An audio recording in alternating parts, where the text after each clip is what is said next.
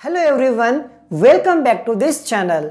तो गाइस, आज हम बात करेंगे समग्र पूर्ति यानी एग्रीगेट सप्लाई क्या होता है। लास्ट वीडियो के अंदर हमने समग्र मांग के बारे में डिस्कस किया था और आज हम डिस्कस करेंगे समग्र पूर्ति के बारे में। तो देखो कि समग्र पूर्ति का मतलब होता है कि एक अर्थव्यवस्था में एक वर्ष में जितना भी उत्पादन होता है उसको हम समग्र पूर्ति कहते हैं। तो देखो कि एक अर्थव्यवस्था में एक वर्ष में उत्पन्न उत्पादन की समस्त मात्रा को समग्र पूर्ति कहते हैं। यह हमारे एग्जाम के अंदर एक नंबर का क्वेश्चन आ सकता है कि समग्र पूर्ति से क्या आशय है।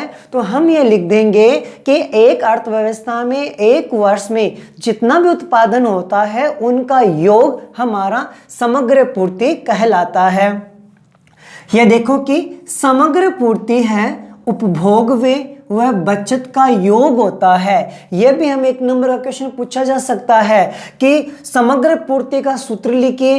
तो इसको एक परिभाषा के रूप में मैंने बताया है कि उपभोग व्यय वह बचत का योग हमारा समग्र पूर्ति कहलाता है और इसे निम्न समीकरण के रूप में दर्शाया गया है।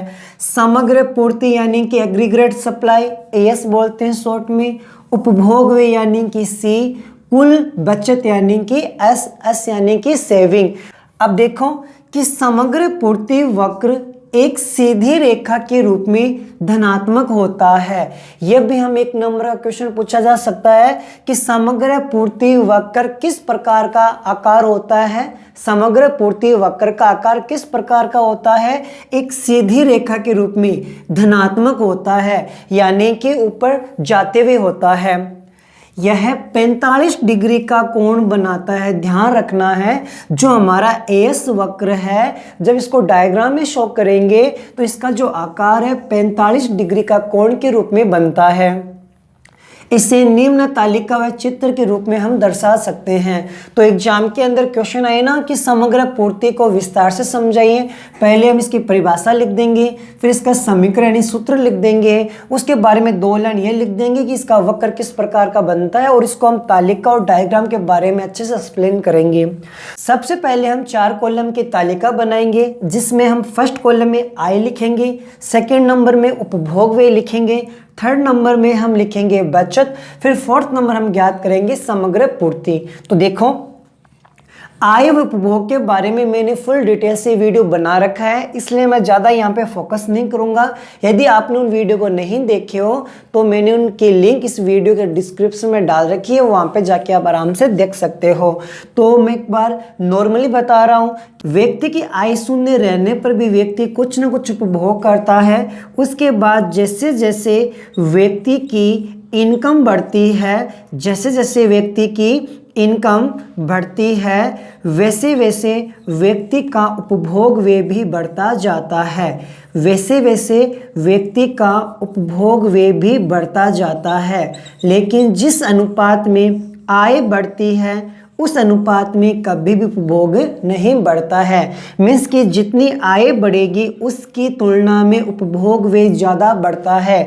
यदि हम 100 रुपये इनकम बढ़ाएंगे तो हम 50 रुपये क्या करेंगे? उपभोग को बढ़ाएंगे।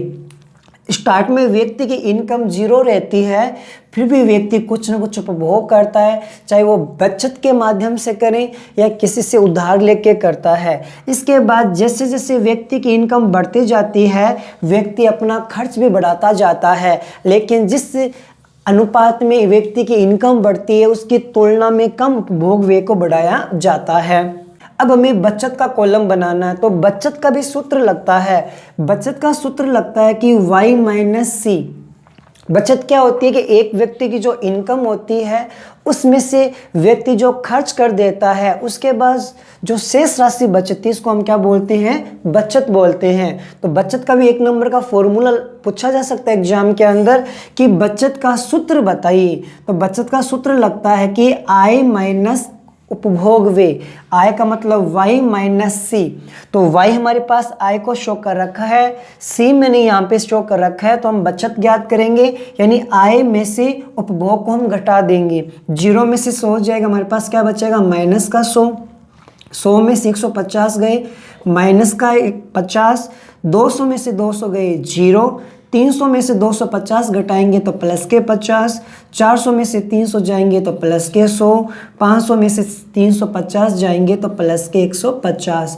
इस प्रकार से हमने एस यानी बचत का कॉलम भी बना लिया है। अब हम चलते वापस एस का फॉर्मूले में। एस का फॉर्मूला लगता है कि एस बराबर सी प्लस एस, उपभोग व्यय प्लस बचत, उपभोग व्यय प्लस बचत। तो इन दोनों को हम जोड़ेंगे, तो दोनों का जोड़ने पर 100 प्लस का 100 माइनस का कितना हो जाएगा 0, 150 प्लस के माइनस के 50 दे रहे हैं, कितना आ जाएगा हमारे पास 100, 200 में 0 जोड़ेंगे हमारे पास कितना आ जाएगा 200, 250 में 50 जोड़ेंगे कितना आ जाएगा 300, 300 में 100 जोड़ेंगे कितना आ जाएगा 400, 350 में 150 जोड़ेंगे हमारे पास कितना आ जाएगा 500। इस प्रकार से हम एस का फॉर्मूला लगा सकते हैं कि सी प्लस क्या हो जाएगा एस। सी का मतलब भोग व्यय, एस का मतलब हो गया बचत। इन दोनों की टोटल हमारे क्या कहलाएगी, समग्र पूर्ति कहलाती है। अब समग्र पूर्ति को अभी हमने यहाँ पे बताया था कि सीधी रेखा के रूप में होता है और क्या होता है धनात्मक, और ये 45 डिग्री का कोण बनाती है। तो ये 45 डिग्री कोण कैसे बनाती है इसको हम डायग्राम के अंदर अच्छे से एक्सप्लेन करेंगे। तो मैं यहाँ से इसको एक बार इरेज कर देता हूँ। तो ध्यान रखना अब यहाँ पर एस किसके बराबर आ गया है, आई के बराबर आ गया है। तो देखो यहाँ पर भी वैल्यूज 0 है, यहाँ पर वैल्यू 0 है, यहाँ पर भी 100 है, यहाँ पर भी 100 है, 200 पर 200 दे रखा है, 300 पर कितना दे रखा है 300। तो हम कह सकते हैं कि एस किसके बराबर होता है, y के बराबर होता है। समग्र पूर्ति एस किसके बराबर होता है, y के रूप में होता है। अब देखो ओ अक्ष पर हमने शो कर दिया है आई को, ओ वाई पर हमने शो किया है पूर्ति को। तो 0 आई पर समग्र पूर्ति कितनी दे रखी है, 0 दे रखी है। 100 रुपये पर समग्र पूर्ति कितनी दे रखी है, 100 दे रखी है।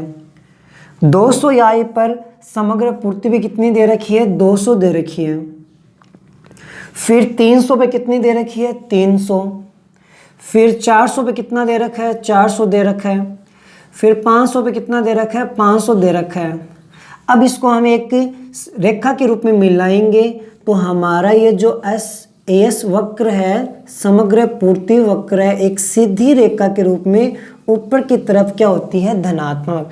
तो हम ये लिख सकते हैं कि एस वक्र यानी कि समग्र पूर्ति वक्र। तो अब इसका जो एंगल है ये कितना डिग्री कोण बन जाएगा, हमारा 45 डिग्री कोण बनेगा। तो सबसे पहले हम परिभाषा लिखेंगे, सूत्र लिख देंगे, उसके बाद में हम तालिका बनाएंगे, उसके बाद हम डायग्राम के रूप में भी शो करेंगे। आई होप आपको अच्छे से समझ में आ गया होगा कि समग्र पूर्ति वक्र किस टाइप से बनता है। ध्यान रखना है इसके छोटे क्वेश्चन भी एग्जाम में पूछे जाते हैं, जिसकी परिभाषा क्या है, सूत्र क्या है, बचत का सूत्र क्या लगता है, इसका जो आकार है वो किस प्रकार का बनता है। तो आने वाली वीडियो के अंदर हम ये देखेंगे कि 2 सेक्टर मॉडल में समग्र पूर्ति वक्र और समग्र मांग वक्र से हम आय का निर्धारण किस प्रकार करते हैं। तो गाइज अगर वीडियो पसंद है तो प्लीज़ वीडियो को लाइक करना है, अधिक से अधिक शेयर करना है, और चैनल को अभी तक आपने सब्सक्राइब नहीं किया है तो प्लीज़ चैनल को सब्सक्राइब कर लीजिए। मिलते अगली वीडियो के अंदर। Thank you so much.